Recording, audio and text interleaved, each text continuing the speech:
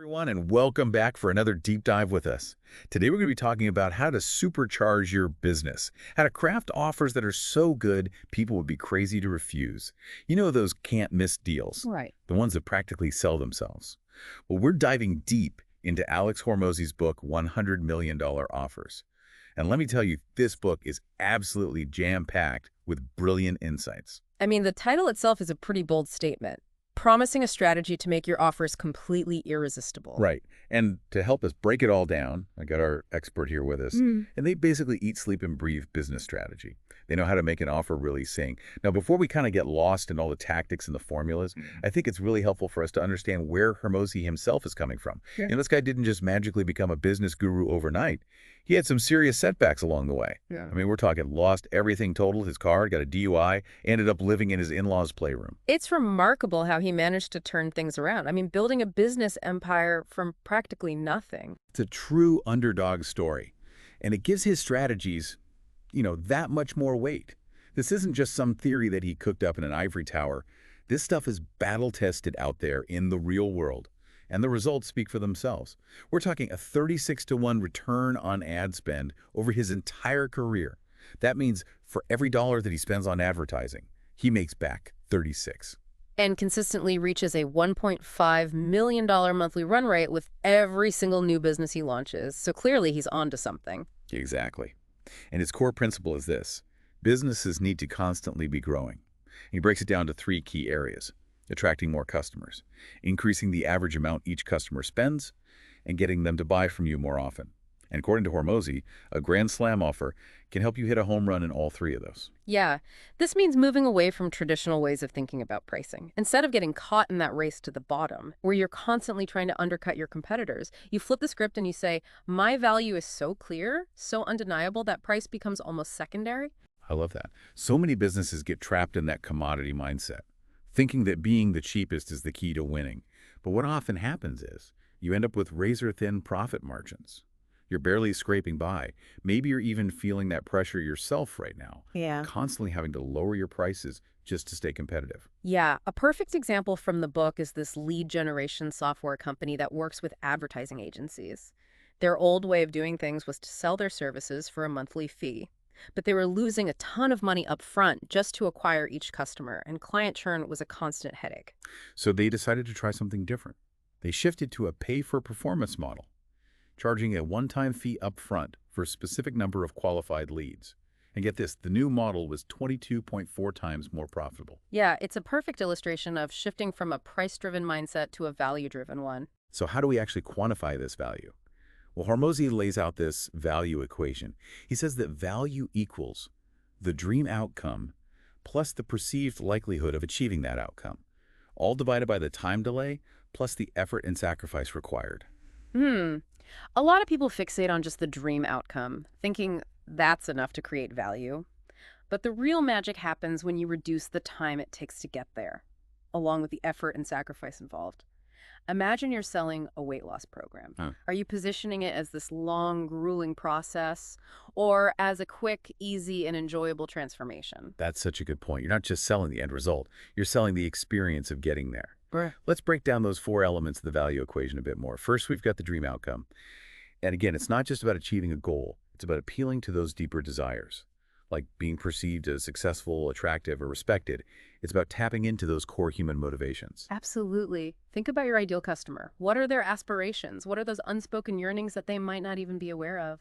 Okay, and then there's that perceived likelihood of achievement. People crave certainty. So to increase this kinyumi, you showcase guarantees, testimonials, strong case studies, anything that builds trust and confidence in your offer. Think about it this way. If you were going to invest in something significant, wouldn't you want to see evidence that it actually works? Wouldn't you want to know that others have achieved success with it? Absolutely, makes total sense. Next up is time delay. We live in a world of instant gratification. The quicker someone can achieve their desired outcome, the more valuable your offer becomes. Exactly. So if you can help people achieve their goals faster than anyone else, that's a huge advantage. And finally, we have effort and sacrifice. No one wants to go through a ton of hassle or make huge sacrifices to get what they want. The easier and more effortless the process, the more appealing your offer will be. Yeah, think about services that eliminate friction. Meal prep companies, online courses, even things like house cleaning services. They're all about making life easier and more enjoyable. Okay, so we've got this equation for understanding value. But how do we actually take that and build a Grand Slam offer? Well, Hormozi outlines a 5-step framework that's surprisingly practical. The first step is to pinpoint the dream outcome. And again, it's not about the product itself, but the ultimate benefit that the customer desires. What are they truly hoping to achieve? And remember, it's not always obvious. Sometimes you have to dig a little deeper to uncover those underlying motivations.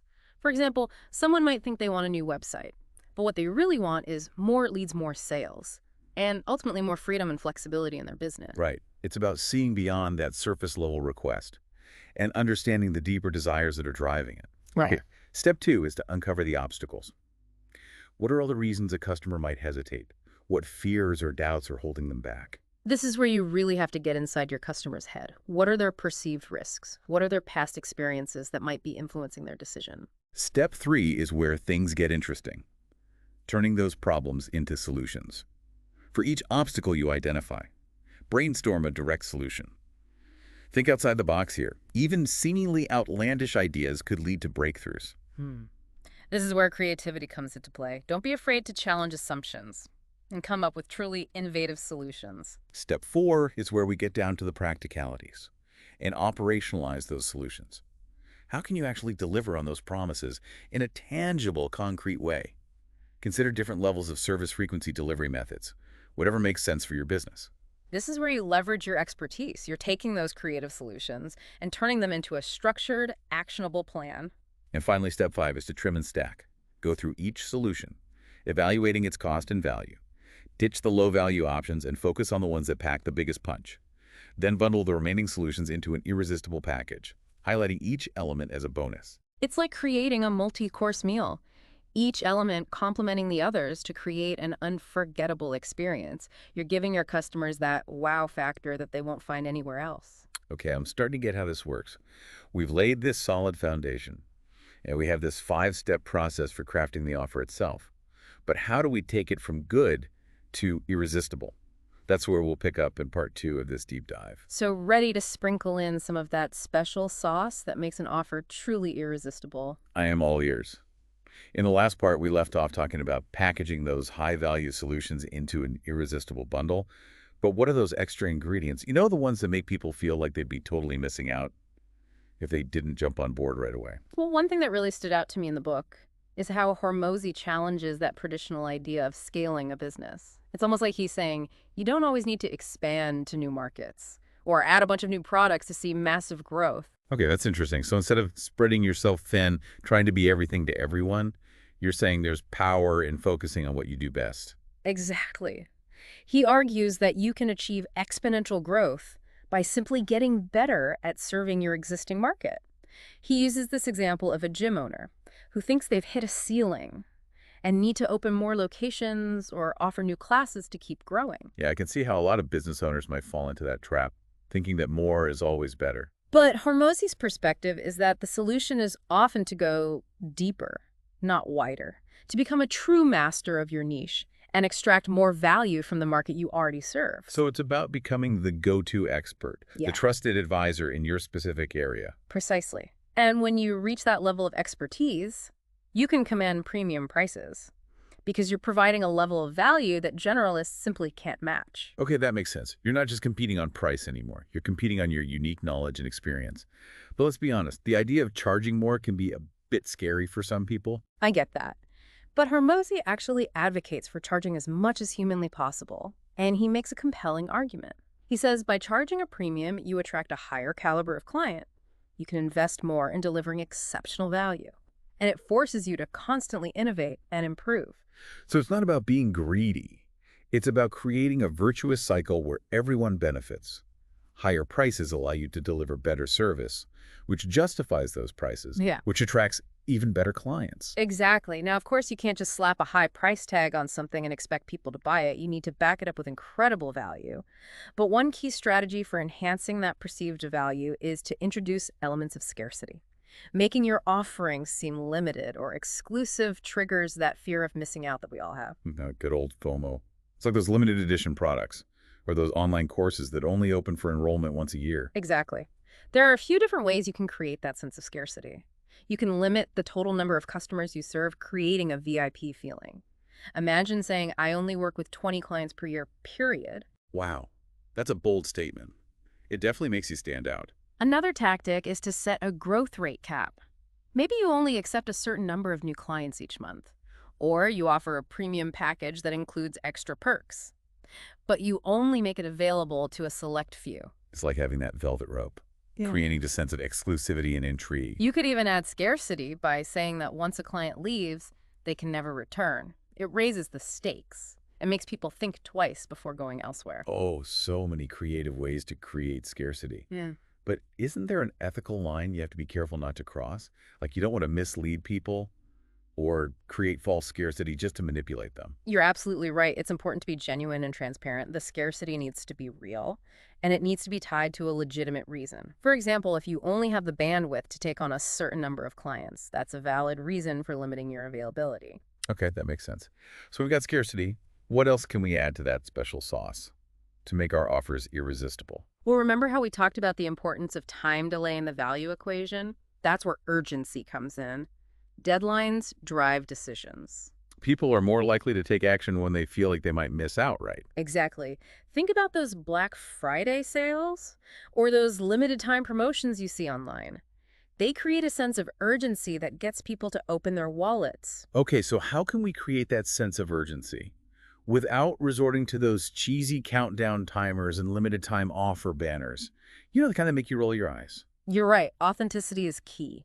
One approach is to tie your offers to specific seasons or events. Maybe you have a New Year, New You promotion or a summer slim down challenge. That creates a natural deadline because people know the offer won't be available year-round. I like that. It feels more organic and less like a marketing gimmick. You can also use urgency to highlight the consequences of inaction. For example, if you're a financial advisor, you might say, if you don't start investing now, you'll miss out on years of compound growth. So you're not just creating urgency around the offer itself, but around the problem it solves. Exactly. Now, another tactic that Hormozi recommends is to avoid discounting your core offer. It can devalue your services and make people think they can always haggle for a lower price. Interesting. So instead of lowering your price, you're saying it's better to add bonuses to sweeten the deal. Exactly. It's a much more strategic approach. Instead of lowering your price, you're actually increasing the perceived value by adding more to the package. And those bonuses can take many forms, right? You could offer additional products or services, partner with other businesses to provide exclusive deals, or even offer affiliate commissions for referrals. Precisely. Imagine you're selling an online course on how to build a website. You could offer a bonus template library, a discount on web hosting, or even a free consultation with a marketing expert. Suddenly, it's not just an online course. It's a comprehensive website building toolkit. Okay, we've talked about scarcity, urgency, and bonuses, but what about guarantees? Those seem like a pretty important part of making someone feel comfortable investing in your offer. Absolutely. Guarantees are all about risk reversal. They give the customer peace of mind and make them feel more confident about making a purchase. Let's talk about some different types of guarantees and how they work. Sounds good. All right, so we've covered a ton of ground when it comes to guarantees, from no questions asked refunds to those you better commit anti-guarantees. It seems like there's a whole spectrum of options out there. But how do you actually choose the right one for your offer? Which ones really pack the biggest punch? Well, it really depends on your business and your target audience. Sometimes a simple money-back guarantee is enough to give people that extra nudge. Other times you might need to get more creative and offer something truly unique. Hormozi himself is a big fan of stacking guarantees, meaning you offer multiple guarantees, to really create a sense of overwhelming security for the buyer. So you might combine an unconditional money-back guarantee with a performance-based guarantee. Like, if you follow the program for 30 days and don't see results, you get your money back. And if you do see results, but you're not happy for any reason, you still get your money back. It's a go with double safety net. Exactly. When someone feels like they have absolutely nothing to lose, it makes it so much easier for them to say yes. Now, once you've nailed down the guarantee, it's time to give your irresistible offer a name that sticks. Remember that MAGIC formula we talked about earlier? All right. Magnet Avatar Goal Interval Container. It sounded like a pretty solid framework for creating a name that grabs attention and makes your offer memorable. It really is. Let's break it down a bit further. First, we have the magnet. This is the hook, the reason why the offer is special. Maybe it's tied to a current event, a seasonal promotion, or a specific pain point your audience is experiencing. You're essentially giving them a reason to pay attention right now. It's like that opening line in a movie trailer that makes you want to see the whole film. Exactly. Next up is the avatar. This is all about your ideal customer. The name should resonate with them specifically, addressing their desires and aspirations. So if you're targeting busy entrepreneurs, you wouldn't use language that appeals to stay-at-home moms. Right. You want to make your target audience feel like you're speaking directly to them. Then we have the goal. This is the desired outcome, the transformation you're promising. The goal should be clear, specific, and tangible, painting a picture of what their life will look like after they experience your offer. So I'm imagining things like double your income in 90 days or create your dream website in a weekend. Perfect examples. The interval refers to the time frame. It gives people a sense of structure and creates that limited time feeling, even if the offer is available year-round. Like those classic 30-day challenges or 8-week boot camps. They set clear expectations and tap into that urgency factor we were talking about. And lastly, we have the container. This is the word that signifies that your offer is a complete package, a system, a proven process. Words like blueprint, system, method, or framework, those work well here, right? Yeah. Exactly. They signal that this isn't just a one-off product or service, it's a complete solution. And don't forget about the power of rhymes and alliteration. They make names more memorable and catchy. 5-figure freelance formula or millionaire mindset makeover, those just roll off the tongue. Okay, so you've got our offer dialed in, our guarantees in place, and a catchy name that's sure to grab attention. But even with all that, there's still a chance we might need to make adjustments along the way. Right. I mean, after all, the market is constantly changing, and what works today might not work tomorrow. You're absolutely right. No offer is perfect forever. As you put your offer out there and you get feedback from the market, you'll likely need to tweak and refine it over time. So how do we know when it's time to make changes? And what are the best ways to adjust our offer without completely throwing the baby out with the bathwater? Well, Hormozi provides a great framework for making those adjustments. He suggests starting with the easiest and least disruptive changes first, like tweaking the creative elements of your offer. Think about the images and copy you're using in your ads or on your sales page. So you might try different headlines, different images, or even a different color scheme. Exactly. If that doesn't move the needle, you can experiment with the timing or framing of your offer. Maybe you reposition it to align with a different season or event, or you adjust the duration of the offer, making it shorter or longer to see what resonates better. I can see how testing different variations could help you dial in that sweet spot. You can also experiment with different bonuses or incentives. Maybe you offer a different free gift or a different type of discount. The key is to be data-driven. Pay attention to what's working and what's not, and don't be afraid to make changes based on what you learn. That makes a lot of sense. But I imagine there are some things you shouldn't change, even if the data isn't initially stellar. Absolutely. Once you've found those core elements of your offer that truly resonate with your audience, the things that make it unique and valuable, you want to avoid making major changes to those. It's like finding that perfect recipe. Once you've nailed the key ingredients, you don't want to start messing with the fundamentals. Now, before we wrap up, I wanted to touch on one last point that Hormozi makes in the book. He talks about the unique challenges and opportunities of marketing a local business, which might be particularly relevant to you. Oh, that's great. I know a lot of our listeners are small business owners, so this is definitely relevant. He points out that local marketing can be both easier and harder than national marketing. It's easier because you're often dealing with a smaller, more tightly knit community. Word of mouth is powerful, and people are more likely to do business with someone they know, or someone who's been recommended by someone they trust. That makes sense. You've got that built-in trust factor working in your favor. But it can also be harder to scale a local business because you're limited by geography. You can only reach so many people within a certain radius. So how do you overcome that limitation?